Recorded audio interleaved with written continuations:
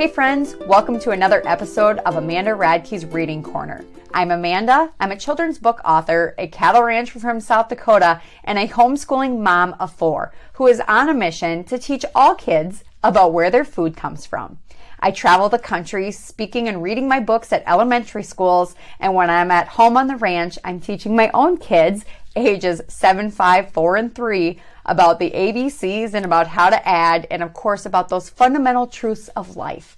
And some of those important fundamental truths is that the world does not go round without hardworking men and women who work to provide us with food, fiber, and energy to feed the world. On this exciting episode of Amanda Radke's Reading Corner, I want to share a really fun experience that my family had earlier this spring.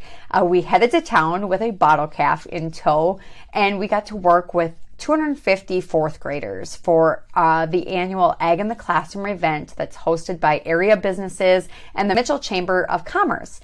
So the way this really cool event is set up is that the area fourth graders come to town and they're divided into classes and they shift from one station to another. And so there was a goat station, a pig station, a dairy station, beef station, there was electricity, farm equipment, farm safety, and also planting a garden. And so through each station, the kids got to learn a little bit about that sector of agriculture. And of course, we hosted the beef station. And so I'm going to share a little bit from the event and show you some clips from the different stations.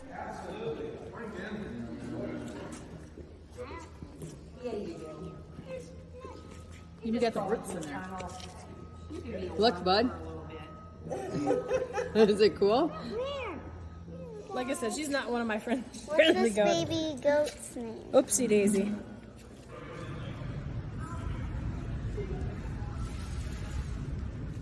They do. Puppies. They're good size of puppies.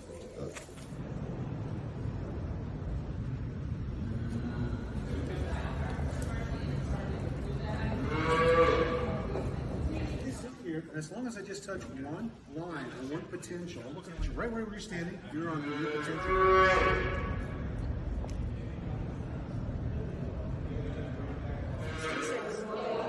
In every one of those instances.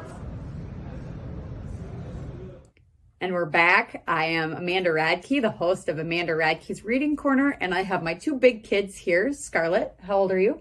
7. And how old are you, Thorn? 5. And they got to come with me to town to teach the beef station at the Ag in the Classroom event for the area 4th graders. It was a really cool experience, and they ended up kind of running the show, didn't you guys? Mom kind of sat back and let you guys do your thing. So we're going to show you the clips from our station, and so you guys can kind of check us out in action. And then to close the episode, we're going to show you exactly what we brought to the Ag in the Classroom event, how we used it, and how it helped facilitate a conversation with the 4th graders. So right now on our ranch, it's calving season. So we have new babies coming to the ranch right now. And to make sure those babies get off to a good start, since it's so cold, we have to put those cows that are getting ready to have their babies into the barn so that they don't get cold, like they're laying outside. And so one of the first things we do in the barn is we give the cows something to lay on. So after the fields are harvested from corn, we will take and bale up the corn into bales called corn stalk bales. So here's what the cows lay on. No, don't cut Mom's head. Now, sometimes a baby calf might not get up right away, or mom might not be getting milk. You get the So we kid. will take a bottle like this, and like baby formula, we have that for cows too. So we will mix this up with warm water, and we will make the cow a bottle. Oh, shoot. It's a big bottle, isn't it? Now, to keep the cows healthy and growing, we also give them all different kinds of feed. So the next thing I'll pass around is some of the things we feed our cows. We've got alfalfa hay, we've got grass hay, and then we've got corn and protein pellets. What? So we use a nutritionist who helps us decide the perfect diet for our cows to make sure that they're healthy. So you pass all these things around. Now, when a baby calf is for, and every calf will get an ear tag. How many of you guys have your ears pierced? Is there a few of you? Did it hurt when you did that? It was like a little pinch. That's what we do to our cows too. So a little pinch, and that ear tag helps us to know who that calf is. So on the middle, we will put his number, and then on the top we put the dad, and on the bottom we put the mom. And so we can kind of know what that baby's family is to help us keep track of that calf.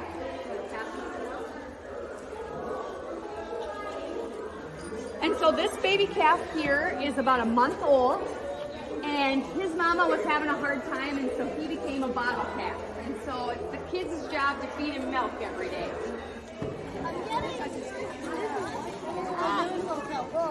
They're for making babies.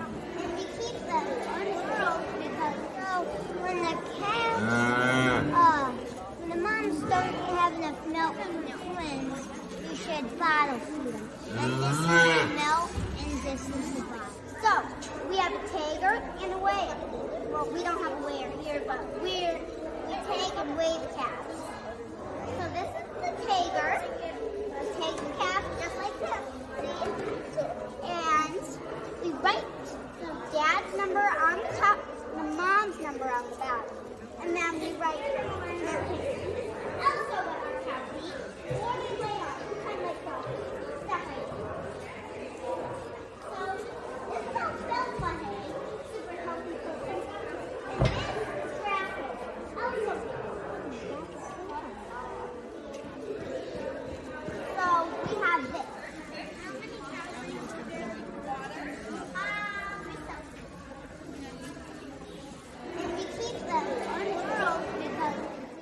So now that you guys saw a little bit about our station and how we use that beef calf to talk about what we do on our cattle ranch, I wanted to encourage you all that if this looks of interest to you, this is totally something that can be duplicated at an elementary school or at a library for the summer reading program. And so today, Scarlett and Thorn are going to show you guys exactly what we brought to the event. And then we'll talk a little bit about a fun game we played. What was it called, Scarlett?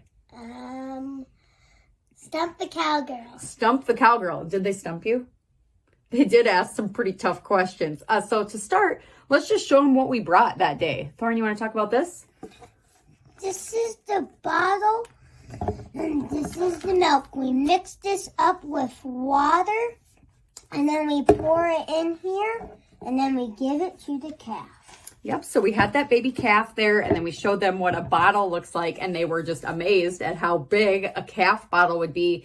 And what was the one question that they asked about the baby calf, the size of the baby calf? What did they want to know? How much weight? How much did it weigh? And some of their guesses were kind of silly, huh? Yeah. And so then, Scarlett, do you want to talk a little bit about this prop that we brought to town with us?